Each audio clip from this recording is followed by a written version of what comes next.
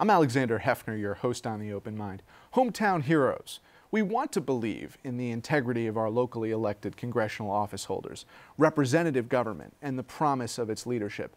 My own New York 3rd District Congressman Tom Suozzi, who previously served as mayor of Glen Cove, New York from '94 to 2001 and as Nassau County Executive from '02 to 2009, is here with me today, modeling a courageous, constructive way forward, an escape from party dogma and intransigence.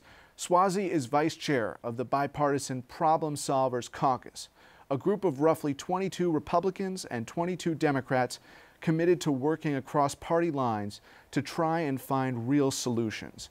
The caucus meets regularly and recently engaged with the White House and its staff to consider issues, namely healthcare, infrastructure, and tax reform. Thank you, Congressman, for being here today. Alexander, so happy to be on your show today. Thanks for having me. This Problem Solvers Caucus can really leverage the positive pro-social political capital that's left in this country. How are you going to do it? It's not easy, I'll tell you that to start with. The system is designed against bipartisanship, but we've got about 40 some odd people right now that are committed, equally Democrats and Republicans, committed to trying to work together to get to yes, to try and find answers to solve problems. You know, there's people in Congress that, the Tea Party, for example, they want to get to know. They want to try and block things, the Freedom Caucus. We want to be an antidote to that. We want to get to yes, to solve problems that exist. The healthcare debate right now is a great example of that, where the Republicans decided, we'll just go this alone. We'll do it by ourselves. And it failed. And now it's resurrecting itself as we speak. And we're saying, no, you can't do it as one party. It's not going to work. Let's get Democrats and Republicans to work together. Let's all give a little bit, but try and get to an answer that actually helps the American people. Those 44 folks, are they primarily first or second termers? No, there's some people that have been around for a long time, and there's a lot of freshmen and sophomores, but there are people that have been around for a long, long time. There's also been a civility caucus too, right? Well, everybody in the freshman class signed a civility pledge that we would, treat each other with respect throughout this process.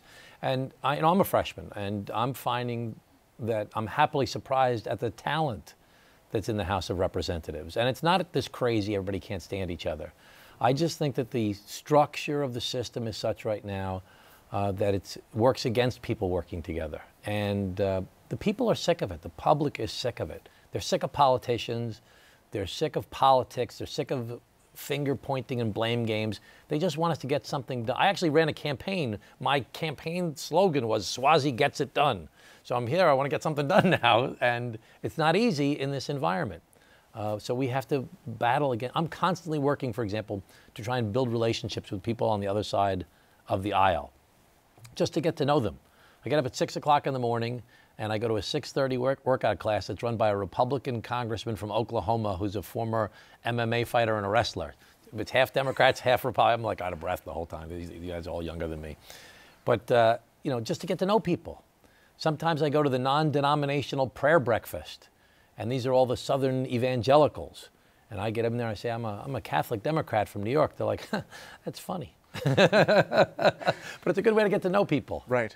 Well, we have to get to this point where we're able to use diplomacy to, what I've said, disagreeably agree. And I don't mean through hatchets and knives, but through discourse. And it's challenging. But if you think back to those great deliberative bodies, the Constitutional Convention, the Second Continental Congress, there was a range of perspective, disparate views, and they reconciled. Later, there was a hugely disunifying event that allowed us to reunify.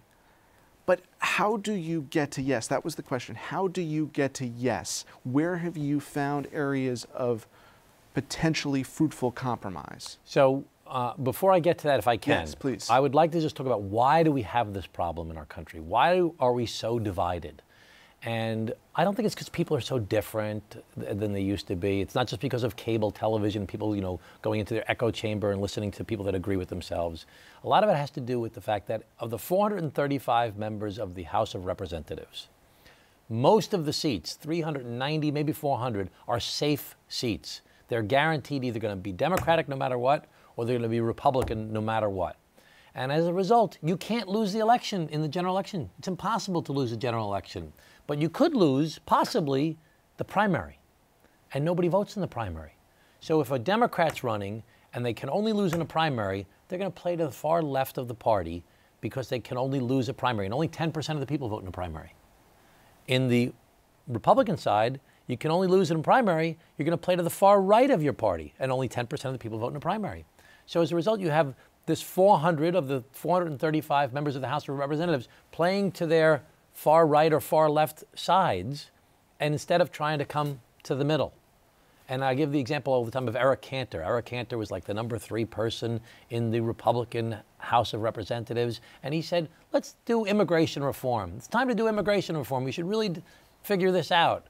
And he got a primary from the far right, and he lost. He's one of the most powerful Republicans in the country, and he lost the primary. So that scared everybody away. And everybody sees that nobody's participating in these primaries except for people at the far edges of the periphery. And I urge our viewers to go to theopenmind.com, check out our programs with John Updike of Open Primaries. We've been focusing on this for 3.5, going on 4 years. Right. And folks who viewed our program probably think we sound like a broken record insofar as here is the crisis, where are the solutions?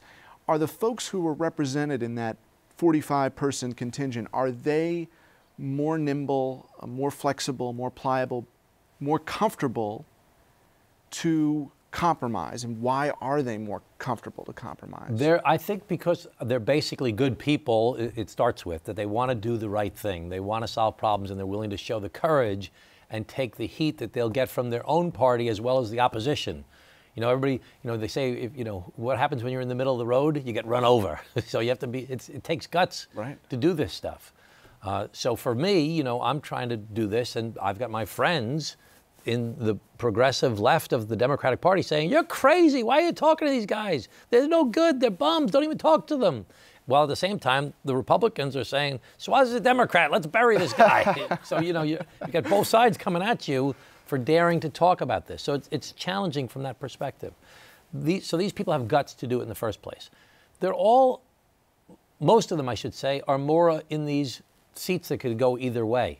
You know, that their constituency is demanding that they try and solve problems. And it's smart politically to try and serve their constituency. That's why gerrymandering is such a major problem in our country. I'm one of 38 members of the House of Representatives that has signed an amicus brief to the Supreme Court that is, on October 3rd, is arguing that there can no longer be partisan gerrymandering. Because that would change, if we didn't have partisan gerrymandering in America, it would completely change this whole dynamic, and it would force people to be more willing to compromise and try and find solutions somewhere in the middle.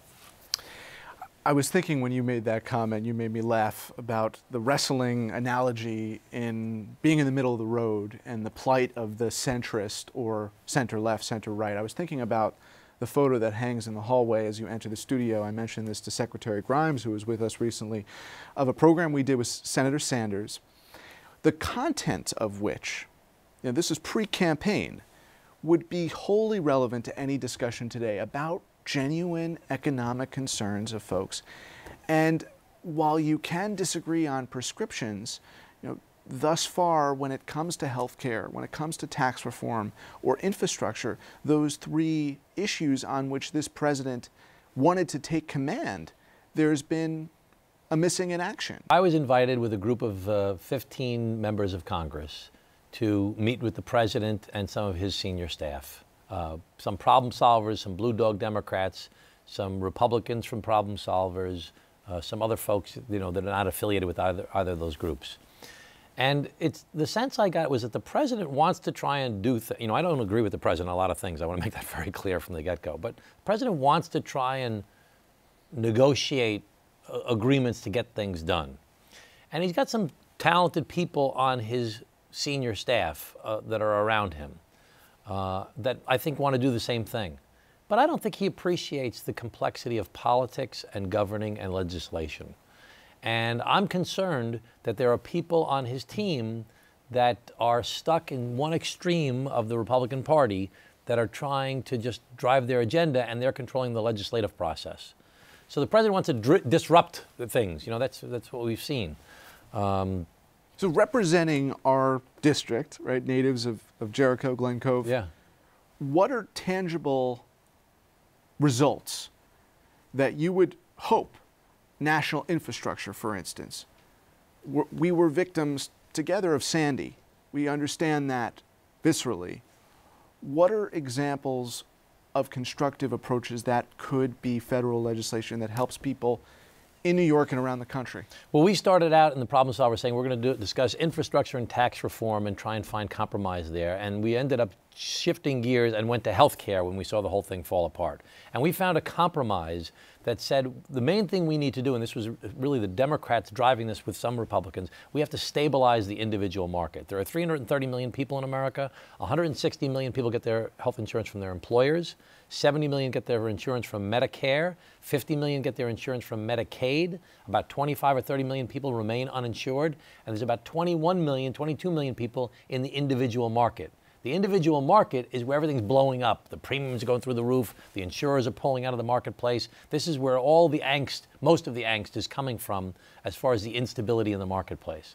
So we said, as a group, Democrats and Republicans agreed on this, we need to, as a priority, stabilize the individual market through certifying that there's definitely going to be cost-sharing reductions, that this is going to be under the Congress, and this would actually help reduce premiums in those areas.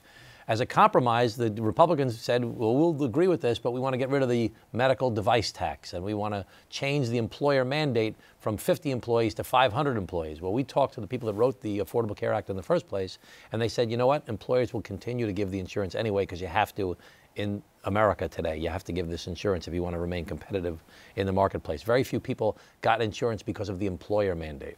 So we gave on that. But this was a compromise. We started to see movement in the Senate for them to agree with what we're doing. Lamar Alexander and Patty Murray started talking about bipartisan compromises, especially on the stabilizing of the individual market. But it's being derailed by the efforts right now by Cassidy and the group. Let's take infrastructure and tax reform. Where could we find those areas of common ground? I think there's no question that infrastructure, if the president had decided to make that his #1 agenda item, this is something Chuck Schumer said from day one, he could make a deal with the Republicans. He'd have 60% of right approval away, right now. Right away. And it's people are dying for this in America. We have to recognize the president resonated with a big swath of Americans because he spoke to people that have been left behind by globalization and technology. People that are just not making it in America today. There, as I said before, there's 330 million people in America. There's only 105 million full-time jobs, which makes sense when you take out the seniors, you take out the young people, you take out the stay-at-home parents, you take out the part-time workers, you take out the unemployed and disabled. There's 105 million full-time jobs. Of those 105 million full-time jobs, 59 million people make less than $50,000 a year. 86 million out of 105 million, 86 million make less than $75,000 a year. No wonder everybody thinks that we're elites in New York or in California or in Washington, D.C., that we're out of touch. There's this whole swath of Americans that are not making enough money to make it in America anymore. That's why Sanders resonated. Right, that's why and why Trump resonated as well. Right, they both resonated for that reason. I'm sorry. So infrastructure is an opportunity not only to fix our decaying infrastructure in this country from sewers and roads and bridges and tunnels and airports and ports, but it's an opportunity to create economic growth and jobs that pay enough money that people can afford to make enough money. And how can you and the congressman from Oklahoma you mentioned and well, he's not in the problem solvers. The guy from Oklahoma is not going to help with the problem solvers. He's out there. Well, it's important to be candid in that respect.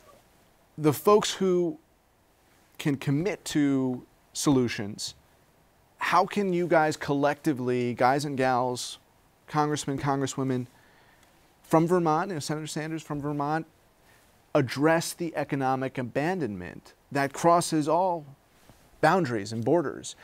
That's the key to success for our country.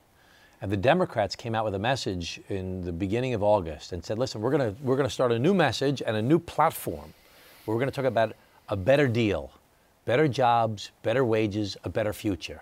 And people were like, well, that's what we should be doing. That's what the Democrats should be talking about. We've lost that central message of what we need to be focused on.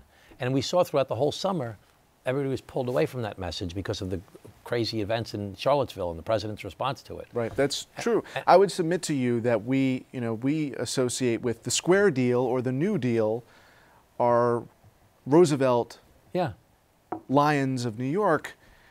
My objection to the notion of better is that it was not sufficiently rooted in our history, in the Democratic Party's history and what I allude to now as American history.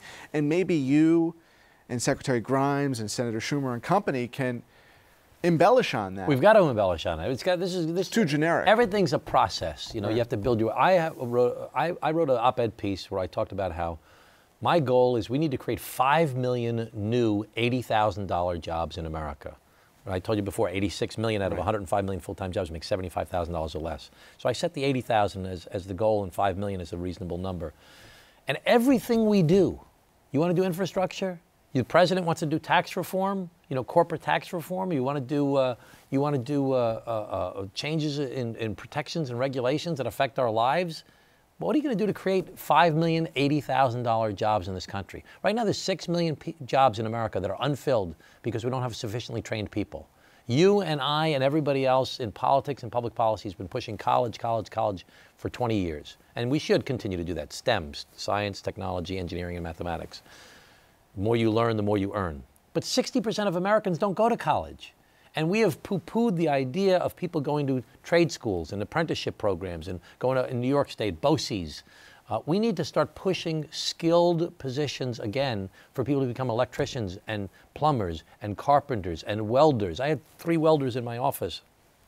I'm sorry for going on about this, but I had 3 welders in my office. One guy was 22, one was 29, and the other was 32 years old. And I asked them, why did you become welders? And they were almost sheepish about it. They were guilty almost. They were like, well, I didn't do well in school, and my father was mad at me, and my grandfather said he knew somebody, and I became a welder. I said, well, how's it going? He said, I said, well, how much money did you make last year? The 22-year-old made $99,000. The 29-year-old made $120,000, and the 32-year-old made $140,000. They get up early in the morning, they drive an hour to go to work, they take every job they can get. But we don't have enough welders in America. And we need to figure out how to start getting back to this basic message that people have been left behind by technology and globalization. We don't want to change our standards of protecting people with worker safety. We don't want to change our environmental protections. And we want to make people have better lives with insurance and with pensions. And we want people to have better wages. But part of the path to getting there is encouraging these type of skills in the global marketplace for jobs that can be done right here at home. Well, if anyone just listened to you, Congressman, they would have heard authenticity in your storytelling, in your message. So, as we were discussing off camera, I have a proposition. When it comes to tax reform or infrastructure, we need to enlist the media collectively to be activist, not ideologically, constructively. And you know how Crossfire was disbanded, rightfully so, because at a certain point it was just inane nonsense. Yeah, yelling at each other. Right, which you don't hear here on PBS stations. We need an amazing race to legislative success.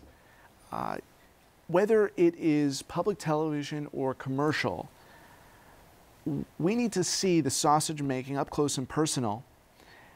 Enlist a congressman, a senator, officers at think tanks that might have opposite objectives, but together, a day in the life, and do a series like that for days or weeks, not the fabricated or publicity stunt style events where they are driven as gotcha questions.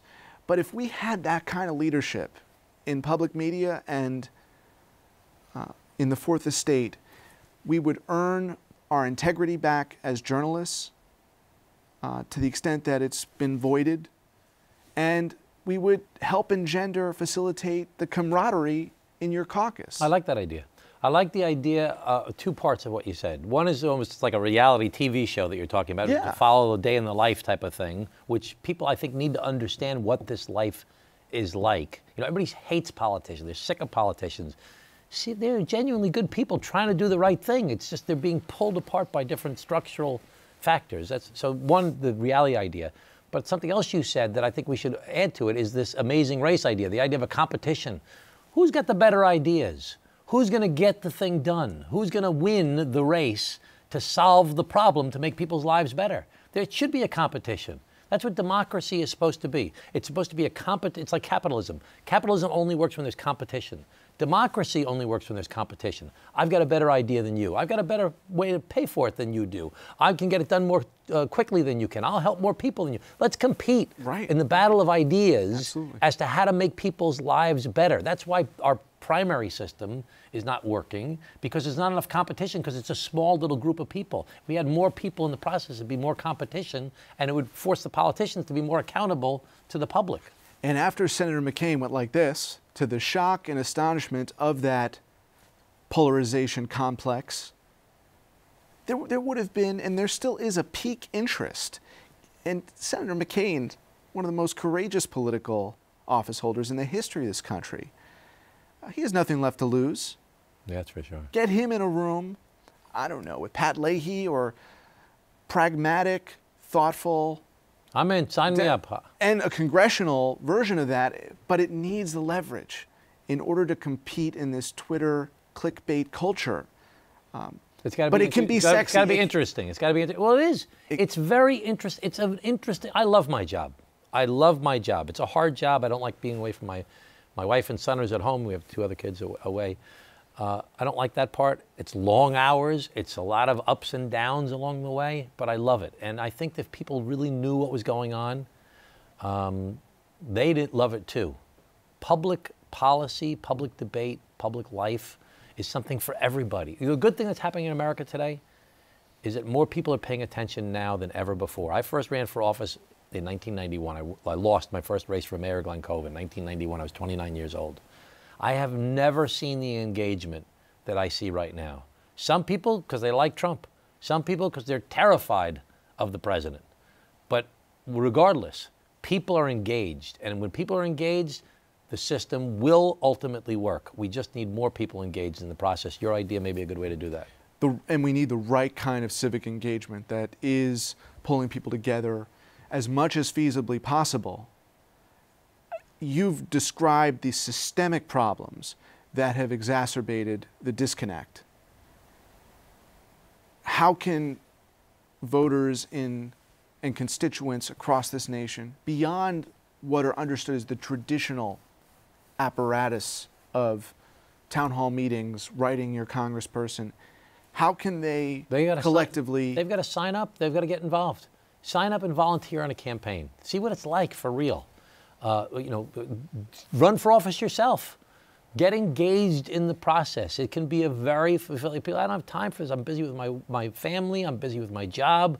I'm busy with all the things coming at me from the media. The whole thing stinks. And people have to recognize there are people in this country that benefit from the status quo. They like it. They like the instability of what's going on in this country right now. They like that nothing gets done because they're benefiting from the status quo the way it is now. They don't want it to change. There are people that spend a lot of money to encourage us not to like politics who don't want anything to get done. Isn't that why we're not going to see genuine tax reform? Because the system is incentivizing the wrong kind of economic policy? This is the battle. This is the battle of public life. There are people that want it to stay the way it is now because they like it the way it is now, and there are people that want to get something done to change it and make everybody's life better. That's the battle. That's the fight. That's why politics matters. On those 2 issues, we come back to them, infrastructure and tax reform. Where is potentially the light of compromise? Public-private partnerships, we talk about them often in the context of infrastructure. We've discussed an infrastructure bank where private companies can assist in facilitating public projects. Where has there been any compromise so far on those issues? It hasn't been there yet at all. The president would be smart to tie the 2 together, tax reform and infrastructure. How can you do that? Just to make it as part of the negotiation as it's going forward. And what the president needs to recognize is there's got to be public investment in infrastructure. He's pushing private. There's got to be public investment in infrastructure for it to actually work. It can be public-private as well, but there has to be a big part of public in the public-private part that goes on. And tax reform, what would you like to see accomplished? Even President Obama talked about corporate tax reform. In America, we want our workers to make good wages. We want them to have health insurance. We want them to have pensions, we want them to have safety, we want them to have environmental protections, and we're competing in a world where people don't have any of that stuff. We're in a global marketplace where they don't have bad wages, and they don't have worker safety, and they don't have environmental controls. So when we're competing, we are at a competitive disadvantage. We don't want to have a race to the bottom to become more like these other countries that don't have these worker protections, that don't have environmental protections, that don't have good wages for the employees. We want them to be more like us. We don't want to be more like them. So that's what this whole trade fight is about, or part of it is. So where's our competitive advantage? Well, we have from sea to shining sea, we have our natural resources. We have the rule of law better than most places in the world. People want to do business here because you can count on the rule of law. If somebody breaks the rules, they're going to get in trouble. But we have to have more skilled workers in order to compete in the global marketplace as a competitive advantage. And we have to look at corporate tax reform because our corporate taxes are much too high when compared to the rest of the world. What must we demand from our companies? The companies have to create jobs in the process. It can't be that there's corporate tax reform so you can give more dividends or more stock buybacks or so you can give more executive pay. You've got to create jobs. We need 5 million, $80,000 jobs in America. That's the criteria. So we need to figure out how can corporate tax reform result in job creation at decent wages that make life in America better. Otherwise, and the system as it is now. Because the corporations are doing fine. They're doing fine. We got all those loopholes and all this. They don't need more help for the corporations. We need more help to get them to locate in the United States of America where it will create jobs that pay sufficient wages so people can live the American dream. We don't need anything to help the wealthy. Well, it would make sense to have a combination of reducing or eliminating all those loopholes and reducing the corporate tax rate. If you do those things simultaneously. Got to do them together, right. Congressman, a pleasure. Thank you, Alexander. Thank you so much. And thanks to you in the audience. I hope you join us again next time for a thoughtful, constructive excursion into the world of ideas. Until then, keep an open mind. Please visit the Open Mind website at 13.org/openmind to view this program online or to access over 1,500 other interviews. And do check us out on Twitter and Facebook at OpenMindTV for updates on future programming.